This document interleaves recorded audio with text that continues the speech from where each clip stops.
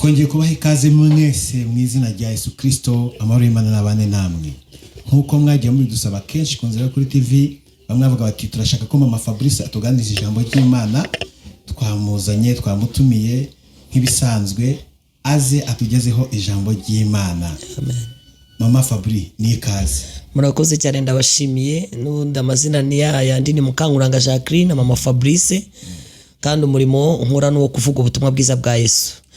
Ndanezerewe cyane ku bantu bagiye bankurikirana hirya no hino, mukurikirana uburyo bwo kubwirizamo Kristo cyane cyane, kandi ndabashima Imana ibaho umugisha. Muri aya masaha niyumvishemo kubaganiriza ijambo ry'Imana. Dusanga hano muri Yeremiya igice cya 34, turasoma duhere ku murongo wa 4. Hari aho nagiye nyabwiriza hirya no hino, nongeye kuyabasangiza kuko niyo Umwuka Wera yashyize ku mutima wanjye cyane, yuzuye mu buhanuzi bw'umuntu wese wizeye Kristo. Amen.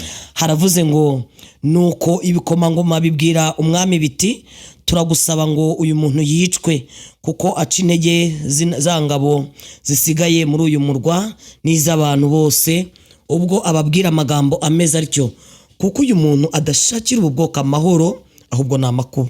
Maze umwami Sedekiya aravuga ati, dore ari mu maboko yanyu, kuko umwami atari we wabasha kugira icyo ababuza.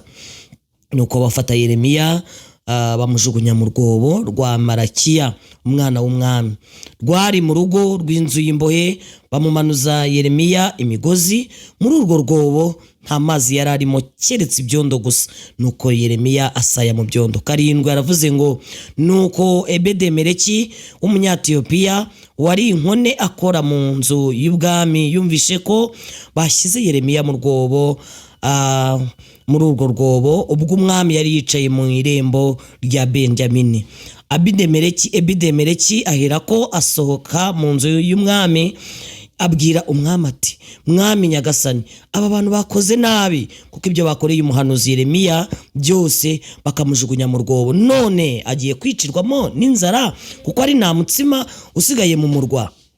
Nuko umwami ategeka Ebidemeleki w'umunyatiyopiya ati, kura hano abagabo 30, maze mujyane muvugane n'umuhanuzi Yeremiya, muvane umuhanuzi Yeremiya mu rwobo atarapfa. Nimuvuge ngo amen. Amen. Muvane Yeremiya mu rwobo atarapfa. Amen. Imana ishimwe cyane. Iri jambo rifite intego ivuga ngo Imana nikoherereze umuntu gusobanura neza. Maze iminsi ndi kubusabira umuntu wese, maze iminsi numva muri ngewe hahaswemo ijambo cyangwa huzuyemo ijambo rivuga ngo Imana nikoherereze umuntu gusobanura neza. 90% y'ubuzima tubayemo nuko twagiye duhura n'abantu badusobanura neza. Iyo uhuye n'umuntu gusobanura neza, hari ibintu byizana muri uwo muntu wagusobanuye neza. Hari ahantu utazigera ugera nutabona umuntu gusobanura neza. Hari ahantu utavuta utabonye umuntu gusobanura neza. Imana ihimbazwe cyane. Amen. Imana ihimbazwe cyane. Amen. Imana ishimwe cyane. Amen. Yeremiya yagize umugisha ukomeye cyane, agira umugisha w'iyi nkone yakoraga ibwami y'umunyatiyopiya. Ayigiriraho umugisha ngo iramukunda kugeza ubwo imuvuganira ibwami. Yego. Iramuvuganira. Bibiliya igaragaje ko ngo yabanje kugira ikibazo gikomeye Yeremiya, arafungwa. Amaze gufungwa ngo nibabona ko bihagije, Bibiliya iratubwiye ngo nuko barangije ngo ibikomangoma ngo bisabe ibwami. Mwibuketse ko aho warenganiwe, aho warenganirijwe, aho warenganiye niho Imana igiye gukoresha kugira ngo ikurenganure mu izina rya Yesu. Amen. Ibikomangoma by'ibwami ngo nibyo byasabye umwami, biramubwira ati, uyu muntu ari gukora nabi, yakoze nabi, yavuze ubutumwa, ayobya abantu benshi, bayoboka uwo Mana yabo, ngo bavuga ukuntu ngo ibyo yakoraga byose yabaga ari gukora nabi. Ngo umwami aravuga ati, none se nababuza gukora ibyo mushaka? Ntabwo nabibabuza, dore ngo uriya ari hariya. Ngo aramutanga. Bibiliya igaragaza ko uwamutanze ni nawe watanze ingabo zo kumukunda. Haleluya. Uwatanze Yeremiya akamutanga mu maboko y'abamumanuza imigozi, ni nawe wohereje ingabo 30 zijyana imigozi, zisanga imigozi ku rwobo, zizamuramo Yeremiya. Yeah. Imana ihimbazwe cyane. Amen. Bibiliya igaragaje ko ngo yaramubahaye, aravuga ati, nabasha kubima iki? Ni mugende rwose, dore ngo uri. Bibiliya yavuze ngo baragenda baramufata, bamanuza Yeremiya imigozi, ngo bamumanura mu rwobo. Ariko ngo ageze, mwumva ikintu gikomeye. Turashima Imana ko ahantu twabaye, intambara zose burya twarwaye, impamvu mubona tudasa nazo nuko twasanze amazi yashizemo harimo ibyondo. Imana ikoresha uko ishoboye ikavanamo ibitwica ikasigazamo ikitwigisha. Amen. Njyewe mama Fabrice ibintu byose nahuye nabyo nibyo nyura nabyo nta kinyica kirimo. Nibinyigisha kugira ngo ushyike ku gihagaro cya Kristo. Amen. Nibinyigisha kugira ngo ushyike aho Imana ishaka ko shyika. Shyikaho bita mu byasezeranyijwe. Nta makuba nta butabazi. Nta marira nta guhozwa. Nta kurira nta kwishima. Ni ibintu byuzuzanya. Biraturanye ni ibintu bikari birabibisika. Haleluya. Birabibisikanya. Bihana na pase birapasanya. Birapasanya. Mwibutse ko niba marira ari hano guseka kuri hano. Niba kugutaka kuri hano kwishima kuri hano. Ni ibintu bibisikana mu minota mike birabisikana ukabona biremeye. Kuko natwe dufite ubuhamya uyu munsi turabufite. Bibiliya ivuze ngo iki rero ngo bamumanuza Yeremiya imigozi. Aba bantu bamumanuye ibi bikomangoma byamumanuyemo nta mbabazi byari bimufitiye. Ntago byateganyaga ko Yeremiya arabaho. Itubeshaho no mu rupfu nihabwa icyubahiro. Amen. Ngo kubw'imbaraga ze dufite tuzabaho no mu rupfu. Haleluya. Imbaraga yabitse muri twe nizitubeshaho no mu rupfu. Bapanze kupfa baho. Amakuba yabaye menshi yo kukwica baho. Intambara zabaye nyinshi baho. Gahunda yawe n'Imana ni ukubaho. Kuko iyo umuntu ariho aratungurana. Amen. Uyu munsi waba utaka ejo ukaburi gushima. Uyu mugore mureba imbere yanyu hari iminsi nabayeho naka ariko uyu munsi ndashima. Amen. Imana ihimbazwe cyane. Amen. Yeremiya bamukura mu nzu y'imbohe baramujyana baramushorera ari kubona urupfu ariko Imana iteguye ubuzima aho bamujyanye. Ndashima Imana iteguye ubuzima muri 2026. Imana iteguye ubuzima mu kwa kabiri. Imana iteguye ubuzima mu kwa gatatu. Haleluya. Amezi ari imbere yawe afite ikinyuranyo nayo uvuyemo. Nubyizera uzabibona. Amen. Kuko mpawe kukubwira ngo Imana igiye kuguhuza n'umuntu ugusobanura neza. Wowe aho utagera, wowe aho utazi, wowe aho utagera. Mama Fabrice ndumva mu mbaraga Imana imaye, ndumva mu bintu Imana igiye gukorera Mama Fabrice muri uyu mwaka. Imana igiye kumuza n'umuntu usobanura neza. Ubu umuntu yagenda kansobanura Canada nkibona ndi Canada. Yego. Ubu umuntu yagenda kansobanura neza mu Burayi nkibona mu Burayi. Ubu umuntu yagenda kansobanura neza hariya hejuru muri presidence nkibonayo. Ubu umuntu yagenda kansobanura neza ahantu imigisha yangiri umuceri wanje uri nkibona umuceri wanje waparitse iwanje.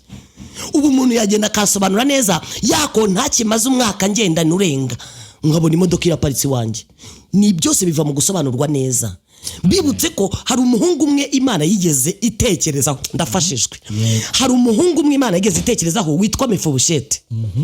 Imutekerezaho mu mwami Dawidi. Dawidi aravuga ati nta waba warasigaye mu muryango w'ishuti yanjye wa Sawuli, mu muryango w'ishuti yanjye Yonatani.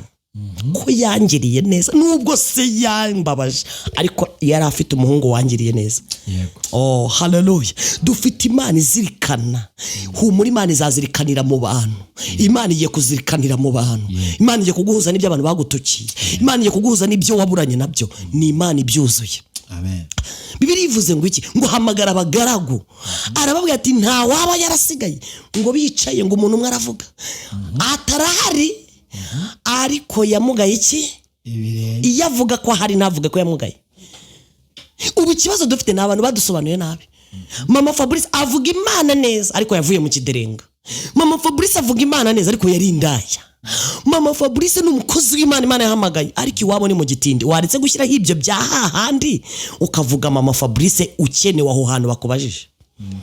Nubwo basobanuye wowe mu kazi wari ugiye guhabwa bakagerekaho ikindi kintu gituma akazi kataboneka, Imana igiye kuguhuza n'umuntu ukenewe. Amen. Ugusobanura adashyizeho mu gisekuru cy'iwanyu. Amen. Haleluya. Nubwo bahagubabarije bakagusebya bakakuvuga neza barenga irembo gatoya mutandukanye bakakuvuga nabi, Imana igiye kuguha abantu bakuvuga neza. Dufite abantu badusobanuye neza. Naka gakote mubona nambaye ka pink n'abantu basobanuye neza. Ibi byose n'abantu basobanuye. Haleluya. Imana ikagenda igucomeka ahantu hari imigisha yawe. Imana ishimwe cyane. Aravanga rahari ariko yamugaye iki? Ibirenge. Aravuga ati niba hari gusa birahagije. Kandi yagiritseho kumugara ibirenge ngo arebe kwa aho umuntu umugaye ibirenge se yagire bwamate. Bibiliya igaragaza ko yavuze ati ahubwo uzi ko ibyari defo yawe Imana igiye kubihindura ibikenewe. Aravuga ati kuba hari gusa wo kwa Yonatani birahagije, kuba mugaye ibirenge ntacyo bintwaye, mugende mu munzanire. Bibiliya igaragaza ko ngo bageze kwa Mefibosheti bakimubwira ko ibwami bamushaka we yahise abona urupfu. nasho hari ahantu bagutumira hari telefone wakumva kandi Imana yifitemo umugisha ukarara udasinziriye. Hari ahantu baguhamagaza ukavuga ati none ugatanya kwisaka ibyaha nkatwe tuvuga ku makamera, ugatanya gutekereza ati none. Ariko ndashima Imana, umuntu wese wumvishije ijambo niba guhamagara uzagendere mu mavuta y'iri jambo yuko Imana iguhuje n'umuntu gusobanura neza. Amen. Twebwe ntitugifite gushidikanya, sidufite gutinya habe na gato, kuko ubuzima bwacu buri muri we, haba mu byago ndetse no mu makuba, aturindisha imbabazi agira. Haleluya. Imana ishimwe. Hari ibintu twagatinye ariko dutinyukijwe nuko Kristo Yesu aturindisha imbabazi agira. Ni imbabazi ze, ni mu mbabazi, ni imbabazi zigiye kuguhuza n'uwo muntu ukenewe, ni imbabazi zigiye kuguhuza no gusobanura neza naho wowe ubwawe n'igisekuru kiwanyu wari uvumwe, ariko amaraso ya Yesu abereye kutuvumura akaduhuza n'imigisha yacu. Injira mu migisha yawe, winjiye mu mahirwe yawe mu izina rya Yesu. Mefibosheti yinjira ibwami atyo, yinjira atetera yibaza ikintu umwami amutumiriye, ngo ariko akicara ku meza. Ndafashijwe, ndi kureba ya meza Mefibosheti yicayeho, ndi kureba aho ibwami yinjiye mu nzu y'ubwami, ndi kureba Dawidi asohoka azamusuhuza, ndi kureba bicaranye. Haleluya. Mana we, Imana ishimwe cyane.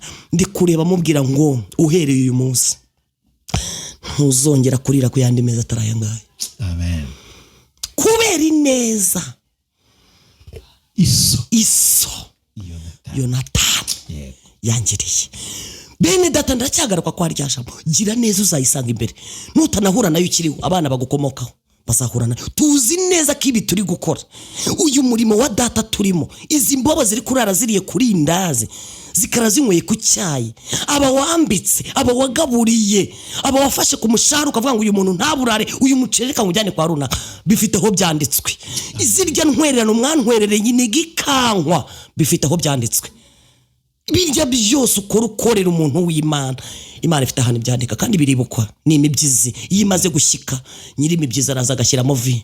Amen. Kavuga ati tahana agashyitsi. Haleluya. Amen. Yeremiya Bibiliya yigaragaje ngo iki, ivuze ko ngo bamumanuje imigozi ngo akigera mu rwobo ngo yasanzemo ibyondo gusa, ngo asanga ntarizi ririmo, asanga iririba, icyo biti ririba irizi yarikamishije. Imana yamutanze muri iryo ririba, irarikamya isikazamo ibyondo, ko ibyo ndabonaga ntacyo mutwaye.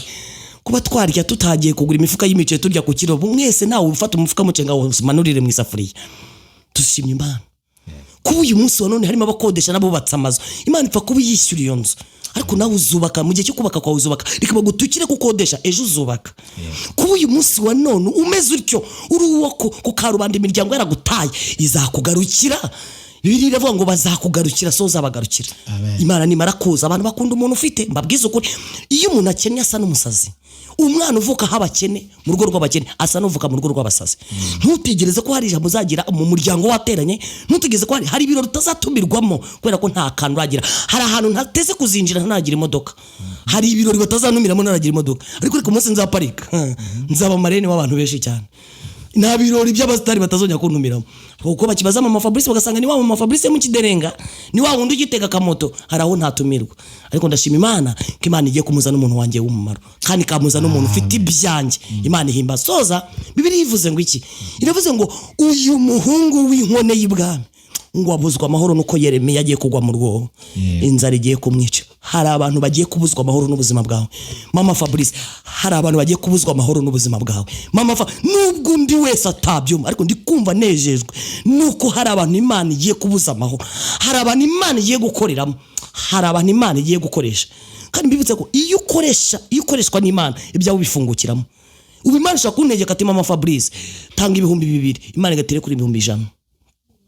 Imana ishaka kugukoresha ati gura agafuka k'umuceri kwa mama Fabrice ziriya mbobo zirya k'35,000, Imana igahita iguhuza n'akazi ka miliyoni. Nuko biri, utatanze ntacyo wakira, utarekura ntuzakira, uzagumya upyineke ntacyo uzigera ubona wunguka. Ariko nkwibutse ko umuntu wese ufite icyo yigomwa kubw'Imana arunguka, ntazigera abaho nabi. Imana ishimwe cyane. Amen. Biravuze ngo abura amahoro inkone, ngiragenda isanga umwami arambwira ati koko Yeremiya agiye kugwa mu rwobo, agiye gupfa. Ubu koko wa muturanyi wawe agiye kwicwa n'inzara ufite imifuka miceri mu nzu. wa muturanyi wawe bagiye kumusohora mu nzu kandi ufite ubushobozi bwo kwishyura inzu ye 20. Arabazi koko Yeremiya yagiye kugwa mu rwobo, ubi koko igihugu kibuze ibiryo. Bibiliya ivuze ngo iki? Ngo ahita yumva nawe ibyo bintu koko sibyo. Umuhanuzi w'Imana, komeza ukomeze iyo mpano Imana yaguhaye, komeza ukomeze icyo ngicyo uricyo kizagutunga mu gihe kiri imbere. Imana izakoresha uko ishoboye, ntuzigire ubeho nawe ngo nuko wakoreye Imana. Imana igarutse ku bantu bayo, haleluya. Imana igarutse ku bantu bayo. Bibiliya iravuze ngo nuko umwami afata abagabo 30, aravuga ati mwihute mu kuri Yeremiya mu rwobo atarapfa. Nukomeza ugasoma Bibiliya igaragaza ko ngo bageze ku rwobo, bo bagiye nta n'imigozi bitwaje. Abamujyanye bagiye bitwaje imigozi, abagiye kumukuraho ntayo bitwaje gusa ku mwami yabohereje. Ngo bageze iyo ya Mana yategetse ibwami ko Yeremiya agomba kuva mu rwobo atarapfa. Ngo basanga ku rwobo ngo hari imigozi, ngo hari ibitambaro byahashaziye ngo byitwa inyonga. Ngo ibyo nibyo bahise bafata barahambiranya, ngo barohereza. Imana nigira umwobo igukuramo, Imana nigira ubuzima igukuramo, Imana nigira ubushomeri igukuramo, Imana nigukure muri ayo madeni, Imana nigukure muri ubwo buzima, Imana niyohereze. Numva ko Bibiliya ivuze ko yohereje abagabo 30, wowe yohereje umuntu umwe gusa w'umumaro. Yasiga ibyo byose ufite biharangiye, umwe gusa arahagije. Imana niguhuze n'umuntu mwaburanye, Imana niguhuze n'umuntu ufite ibyawe, Imana niguhuze n'umuntu gusobanura neza, ibintu biraza gukemukiramo. 30 bazirika bya bigenda basanze ku rwobo, bamanurira mu rwobo. Bibiliya yavuze ngo Yeremiya bizamukiraho. Amen. Ndashima Imana uyu munsi wa none nta handi twe tuzamukira. Umugozi dufite ni Kristo. Kuba dufite Kristo ntacyo tuzaba. Uyu munsi turacyaha ku kiro cy'umuceri, ariko twiringiye n'imifuka, kuko abayiteretse ntago abayiteretse ariko bo bashya Imana kuturusha. Ndagiye ngubwira ngo uyu munsi wa none turakiringiye Imana mu mazu y'ubukode n'ibindi, ariko turakubwira ngo ejo hazaza hari igihe imigozi izadusanga aho hantu. Hari igihe umugozi wagusanga aho hantu, kandi uwo mugozi nuhagusanga Bibiliya yivuze kuzava mutarapfa.